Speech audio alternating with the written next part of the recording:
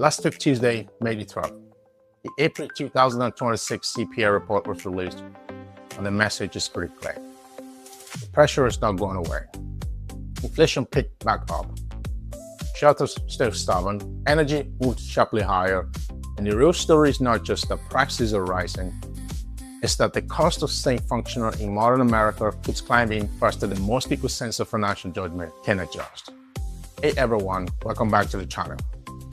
Today, we're talking about why $200,000 is starting to feel less like wealth and more like survival baseline, and what I'm calling the ghost economy.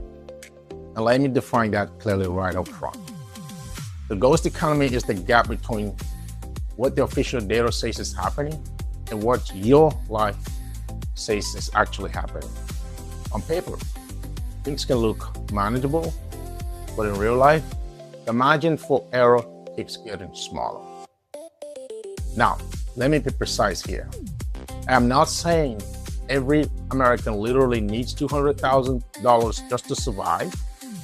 That would be sloppy, that would be overstated, that would be ridiculous. What I am saying is that $200,000 has become symbolic pressure point. It's the number where a lot of people thought they would finally feel safe, and increasingly, they don't. Why? Because the old six-figure dream has been hollowed out by housing costs, taxes, debt service, insurance, subscription, and all kinds of inflation that the official headline number is only captured partially. Start with the basic mismatch. The latest wage data showed pay is still rising on paper, which sounds encouraging, but once you adjust for inflation, the real improvement is very thin. So yes, people may be making more dollars, but that does not automatically mean they're making more progress. And that is exactly why so many people can look up, see a bigger paycheck, and still feel like they are losing ground. And that's before you even get into the categories that are doing the most damage. Look at inflation more closely, and the problem becomes obvious. Shelter keep rising, food away from home stayed elevated, transportation services remain expensive, household operations kept moving higher, and energy jumped hard. So yes, the headline matters, but honestly, the composition matters more. Because the categories that actually make a professional life function are still putting pressure on the budget month after month. And housing is still the anchor dragging everything else down. Mortgage rates may be off the absolute high, but they're still high enough to keep affordability tight. That matters for first-time buyers. It matters for people trying to upgrade. And it matters for people who thought any more money finally give them breathing room. At the same time, official rent benchmarks in major cities are extremely high. And those are not fantasy numbers. These are official benchmarks. So when people say a good income doesn't stretch the way it used to, this is not just emotion. That is arithmetic. Remember the reference point. The median household income in the United States is still nowhere near $200,000. That is exactly why this conversation matters. Because even if a multiple of median income feels fragile in major part of the economy, then the problem is not just low income. The problem is that cost, asset scarcity, financial friction are eating into purchasing power faster than the old income milestone can protect. This is where the phrase ghost economy really starts to matter. Because official data can still show a functional system. People are still working, people are still spending, markets are still open, jobs still exist. So from distance, the system can still look stable. But up close, it starts to feel hollow. Housing takes more, transportation takes more, insurance takes more, debt takes more. The ratio of what people think of as income is really just money passing through their hands to maintain baseline functionality. So let me ask the obvious question. What happens when the economy still looks stable from the distance, but start feeling hollow up close? That, to me, is the ghost economy. And the debt side matters too. Also, debt is still sitting at enormous level. Debt service is taking up a larger share of disposable income more than it did a few years ago, which means even before you get to discretionary spending, more of your cash flow is already spoken for. And that is one reason higher earners feel trapped.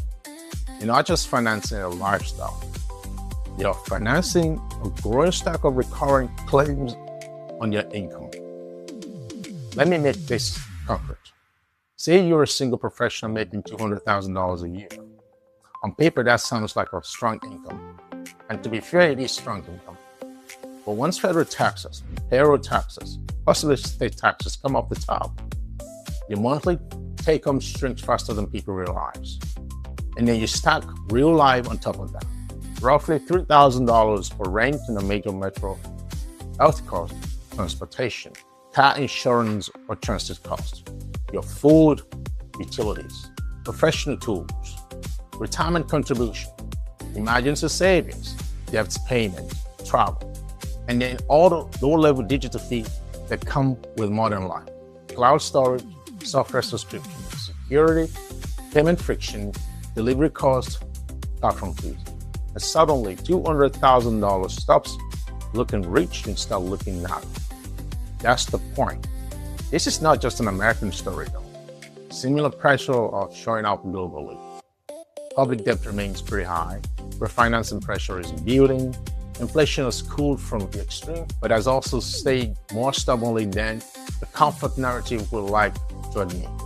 And no, that does not mean the bond market is collapsing tomorrow. But it does mean the old assumption, just save, hold traditional fixed income, and trust the system to preserve your purchasing power.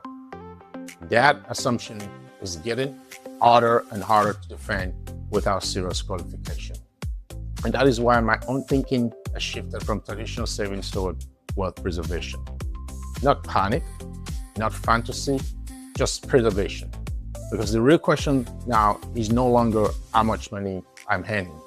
The real question is what actually holds purchasing power if the system keeps weakening the value of passive cash balances. For me, that means thinking in layers. Cash for optionality, productive equity for long-term earning power, select a real asset where the numbers actually make sense. And yes, Bitcoin as part of the asset mix. I own Bitcoin myself for exactly that reason. Not because it solves everything, not because I think it's magic, but because I do not want all my long-term financial defense sitting inside one fiat-based framework. Now, on asset-backed digital credit, I would be careful. I will not present that as the mainstream system today, but I do think it is an emerging direction worth watching. Serious institutions are already exploring digital native claims tied to real assets. That does not mean the future belongs to random tokens. It means the system itself is experimenting with new rules, new collateral structure, and new ways of representing values. And when I talk about moving away from passive dependence on failing assumption, that's part of what I meant. So what does $200,000 strategy actually looks like in 2060? First, stop reading your income in nominal terms. Read it in terms of defended purchasing power. Second, treat housing as a strategic decision, not a status symbol. Third, reduce exposure to high friction debts where possible, because debt service is eating up more of your disposable income. Fourth, build an asset stack, not just a saving account. That can include productive business, high quality equity, real estate, precious metal, short duration cash instrument, and for some people, Bitcoin. And fifth, budget for tech obsolescence and professional maintenance. Because in a more automated economy, staying relevant is no longer a one-time investment, it's a recurring cost. And that brings me back to the core thesis. You see, the six-figure dream is not dead because 100,000 has become literally poor in every context. That is not the claim. The six-figure dream is dead because the old psychological marker no longer map cleanly onto the new cost structure. That's the shift.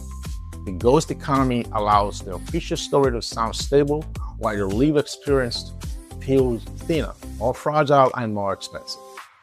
So when people say, I'm in good money, why does it still feel tight? The answer is not always bad budget. Sometimes the answer is the system itself is moved. And if that is true, then the response cannot be passive. You do not solve a new economy with old assumptions. You solve it by getting honest about the numbers, skeptical about the official corporate narrative, and be disciplined about what you actually want. Because in 2026, the real line between stability and instability is no longer just your salary.